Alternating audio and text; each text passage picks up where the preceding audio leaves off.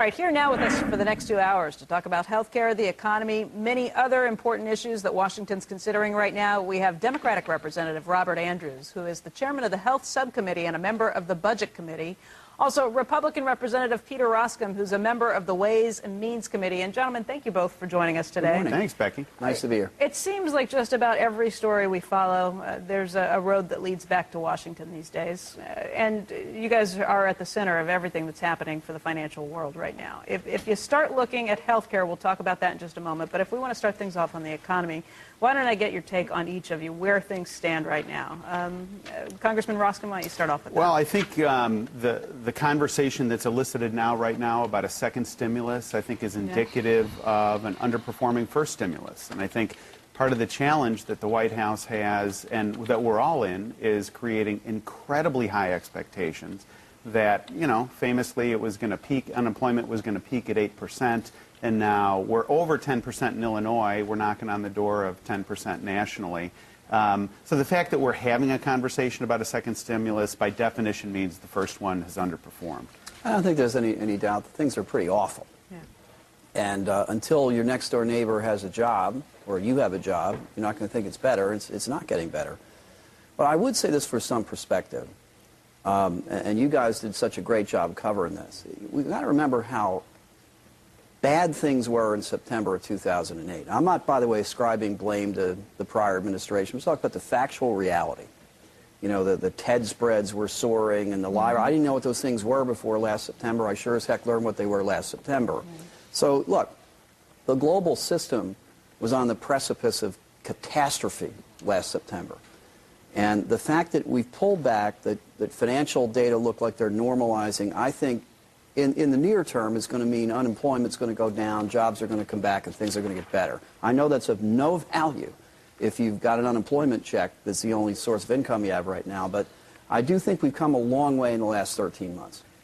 Congressman, I'll just change the dialogue just a little bit. I'm not disputing some of the things that the administration did. I think not nationalizing the banks was good. I think Geithner, some of this stuff has been good. I can come up with a lot of positive things that maybe even the way I think you got a good auto team to come in and handle things. Did a lot of good things.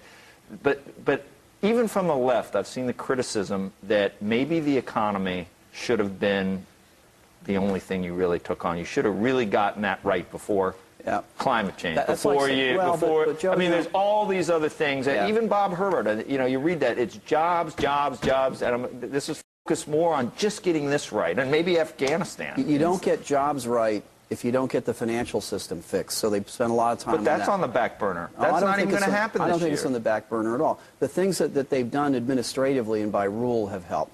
You don't get jobs if you don't get the health care system fixed because it's draining so much from it. I think these things are all about jobs. The fixing health care wasn't the most important thing about getting jobs back, was it? No, I mean, that helps to say that. But look, I think that the long-term future of the economy is related to the short-term reality of the economy, and there's three big deals. There's health care, there's the financial system, and there's energy. And I think if the administration didn't try to do all those three things, we wouldn't be on the right track for the long term. The short term and the long term are absolutely related. I think the mistake was that the administration's bite-chew ratio is off. It has taken on one thing after another, and it has had a very difficult time delivering and producing. And I think, to your point, look, the challenge that the president had was to bring together sort of this post-partisan approach and ultimately bring folks together. And I think the country was really hungry for that. And I thought that the opportunity that he lost was during the first stimulus debate, when I think he got rolled by the Speaker of the House. Instead of the president rolling out his discipline stimulus, which should have been infrastructure-focused and far more disciplined, I think the Speaker and Chairman Obey put a big package on his desk and said, hey, you signed it. Can I ask you, why wasn't there more infrastructure spending in the first stimulus? Do you remember? It's because Republicans in the Senate didn't want it. And to get to 60 votes, to get the bill through the Senate, for a number of Republican senators who eventually voted for this, they wanted more aid to the states, not less.